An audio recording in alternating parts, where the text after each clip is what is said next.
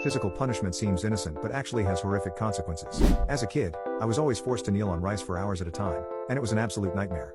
I was raised by a single mother who handed this punishment out to me for poor grades, and each letter below an A meant 2 hours of kneeling on rice. If my report card came back with 2 B's, 2 A's, and a C, that would be a total of 8 hours straight of kneeling on rice. I remember begging my mother with everything I had not to make me kneel, but she never showed mercy. I remember kneeling down and knowing that this was going to be my life for the next 8 hours. Within the first 30 minutes, my skin would experience irritation and damage. The pain was starting to become very noticeable, and the rice would start to seriously dig into my skin at this point. 1 hour into the kneeling, my knees would be stiff and locked up, and the rice would start to feel extremely sharp and sore.